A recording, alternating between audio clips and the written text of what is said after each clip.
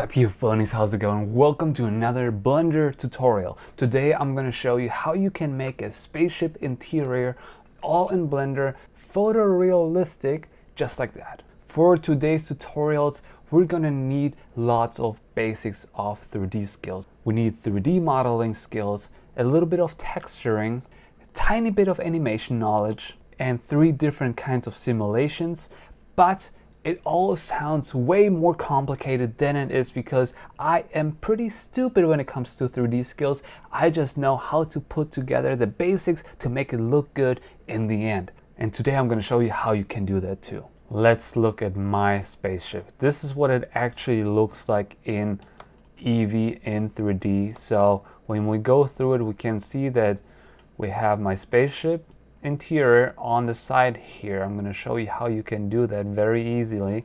And then I placed a few different models in here. I have this arm which is animated. I took this from Blender Kit. I have those pieces here also from Blender Kit. I modeled those little pieces just to have some kind of interaction with the ground. And then I also have this grid here in front of those windows. Those windows I made separately. And of course we have my little Buzz Lightyear. And for the background, all I did was, wait for it, I just used an image of Earth.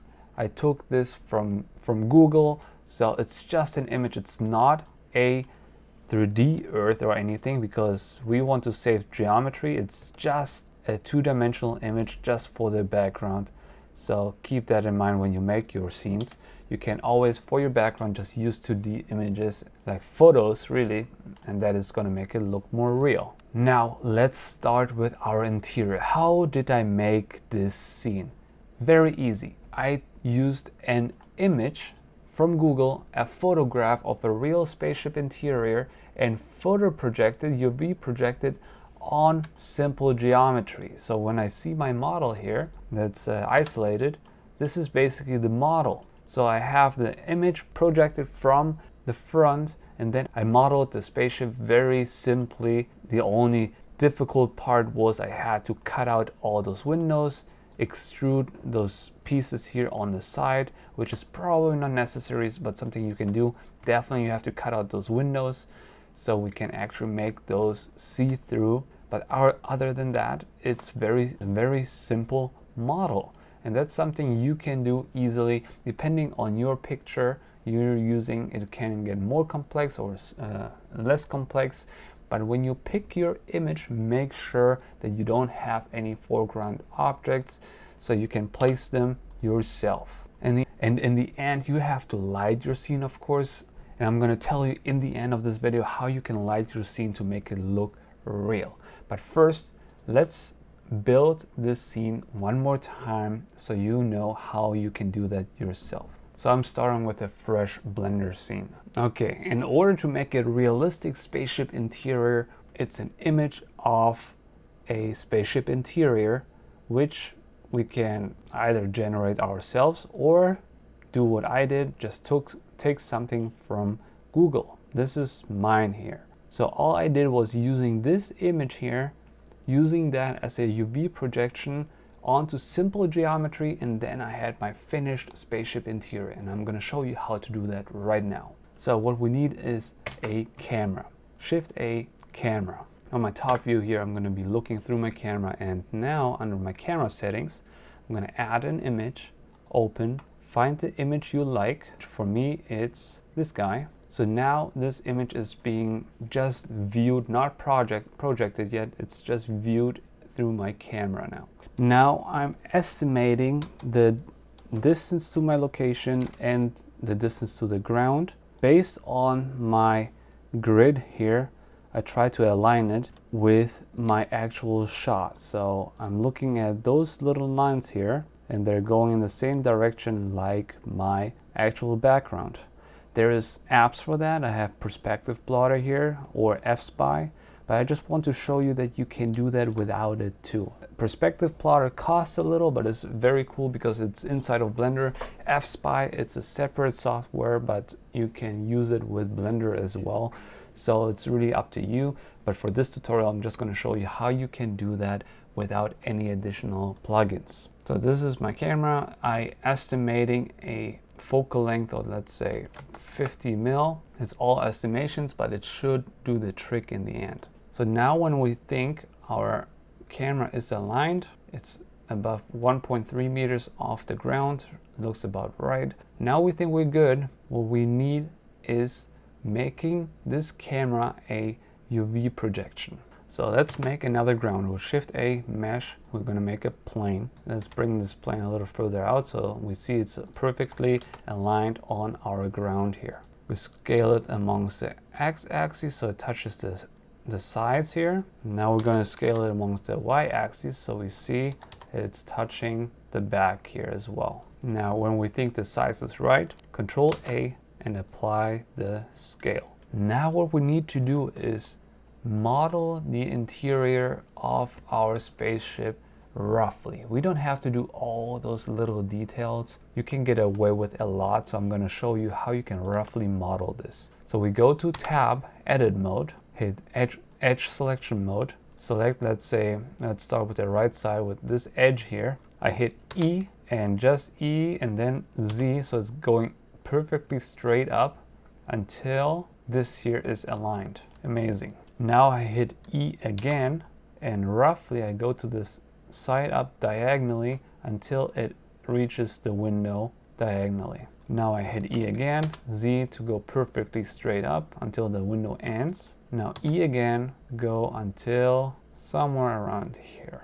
I have the right side, now I'm going to do the left side as well. And to be perfectly in side view, I hit 1 on the numpad, so I'm perfectly in the side view. Now I selected this edge here, I hit E, go perfectly straight up until it reaches the edge. E again, go sideways until it reaches the window. E, Z, I go perfectly up until the end of the window. Now E, go sideways until it reaches the ceiling. Now I could go a little more exact and go like here, here, here, and I always select E to make more edge loops basically here. Now I just select those two, hit F to combine them.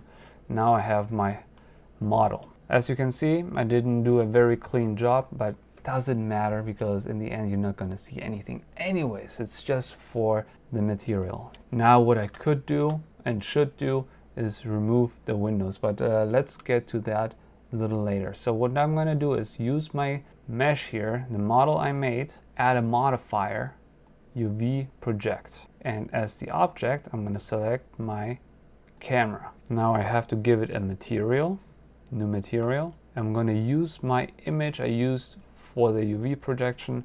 I'm going to use that, just drag and drop it in here, connect this with base, and now we can already see something is happening. Obviously it's not perfect and there's different reasons why. On a UV project you have to add the exact aspect ratio we have in our image as well. So for that I'm going to go on my image here.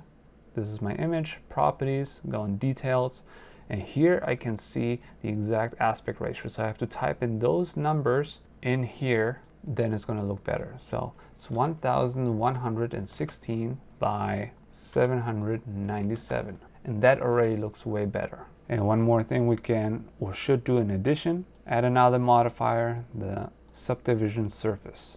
Hit simple, crank this number up to like, let's say 4, and now because we have more subdivisions, our scene is better aligned. Bring this on top of the UV project, and now it's going to be pretty much perfect. Now from this perspective it works. The problem is we obviously want the camera to go through, and then we're going to see some issues because it's just a 2D image. So a few things we would need to do is cut out those windows. In the back we don't have a window at all, but cut out those windows, maybe extrude those pieces. And the way you can do that is go in edit mode, hit Control R and make an edge loop exactly where the window starts. Perfect. Now we're going to make another one where the window ends, like here. Now this part we can make a separate material, make it a window, or you can just separate it by selection, and now it's a whole different mesh. So it's not part of this anymore, it's a whole different mesh, and we can give it a new material and so on.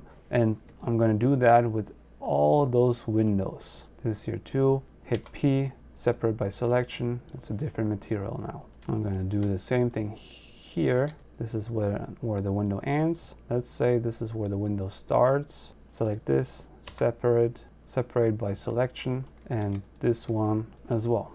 Okay, so those things are going to be different materials now, which is awesome. I'm going to make this a collection. I'm going to select them all, hit M, new collection, call it windows. Give them a different slot, a new material, delete the principled BSDF, make a glass shader instead. Connect that with the surface. Now this is just a window and not the background anymore. Let's call it glass. I'm going to do that with all of them. Change the material to glass. Awesome. Now this is the scene. For the background, I told you before we weren't using a real earth. I was using an image. So I'm going to use images as planes of an earth. So I'm going to put it in the background. I'm going to make it emissive so it doesn't reflect or anything. Set the color into the color and that into the surface. Scale it the way I need it to be. I want it to be seen through all of those windows later on when we see it through cycles. Right, we're gonna make another glass material right in the background. So like right here, glass. So now we can see through this. Now in the top view, we're looking through cycles right now. So what we want to do is adjust our material a little. Maybe we want to be more metallic and whatnot, but we're gonna see all this better once our lighting is all set up. You know, when we look at this scene, you can see that it's basically the same thing, but I of course added a few extra details like those arms and a few pipes. And if you want to do all that too, just download Blender Kit, because all those things are inside of Blender Kit. So when I type in pipes here, I can use all those little models here which are already made and just drag and drop them into my scene and arrange them the way I want it.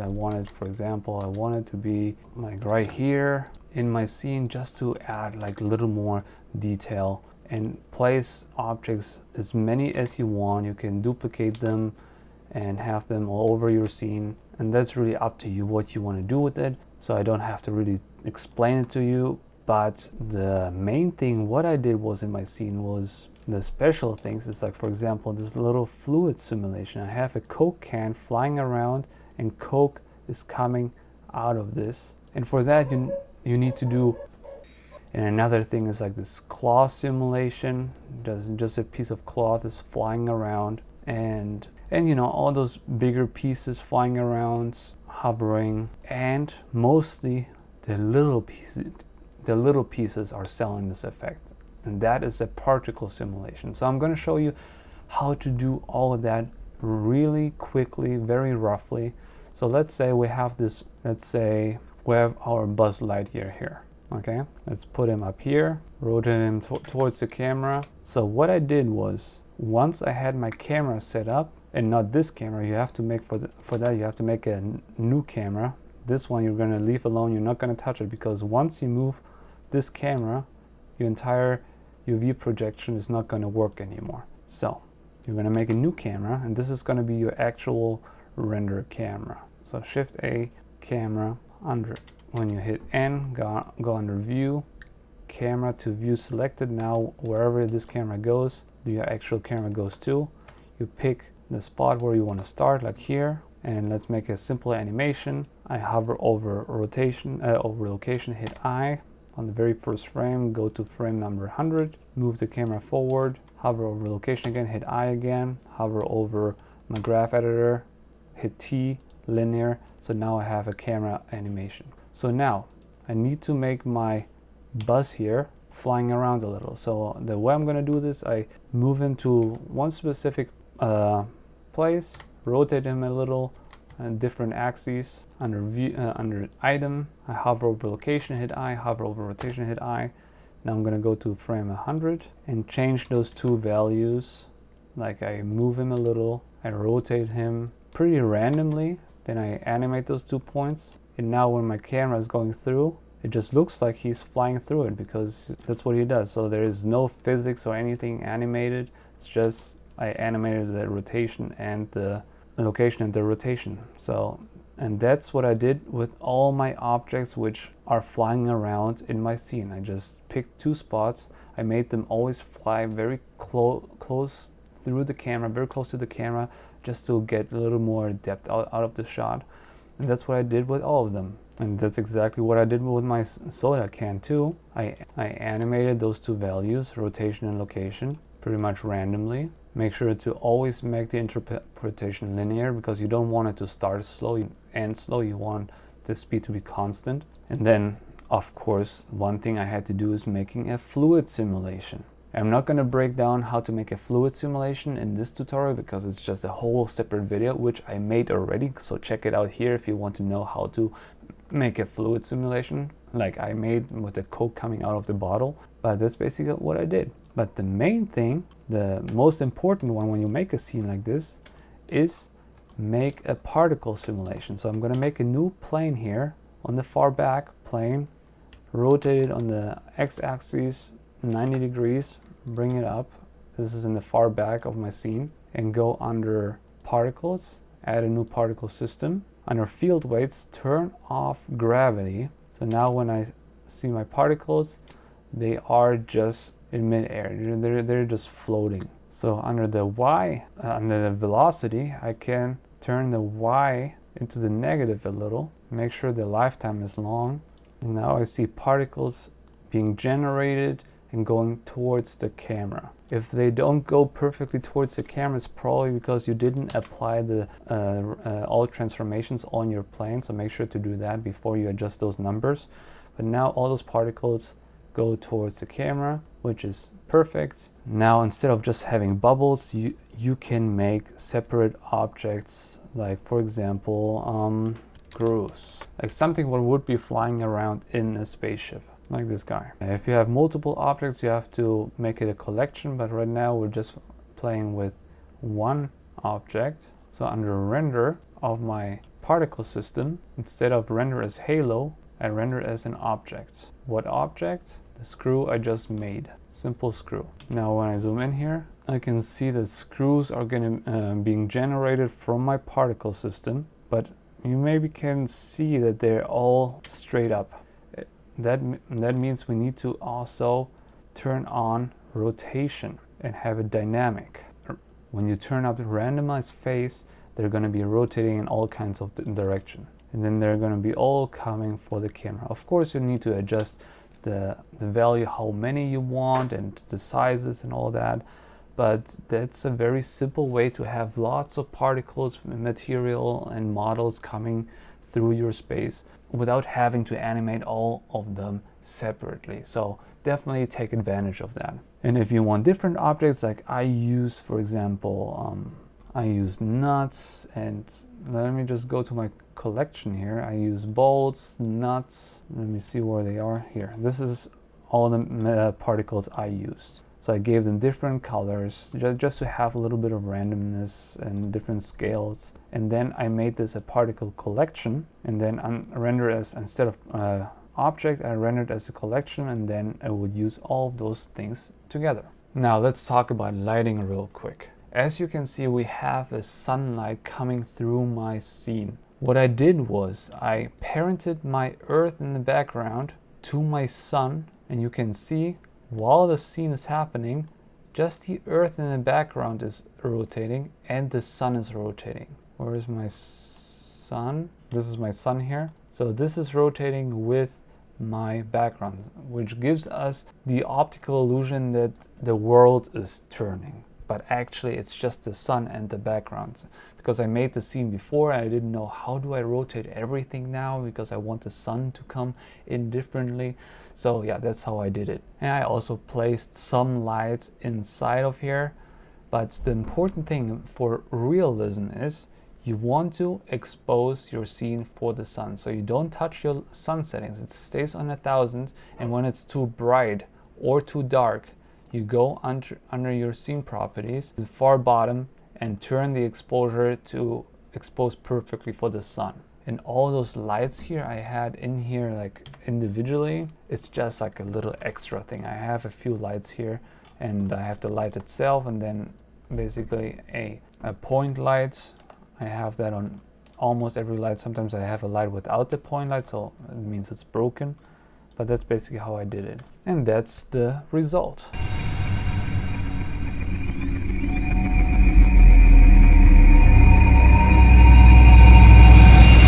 So I hope that was all clear. If you have any questions, please let me know in the comments below. I know it's a lot, but really it is a lot of basics. So even if you're an amateur just like myself, you can make a scene like that fairly easily. Make sure if you make a scene like that based on my tutorial, tag me on the Instagram or wherever you're posting it. I'm on all over those social media, so make sure to tag me so I can look at your work. Thank you so much for watching, and see you in the next video.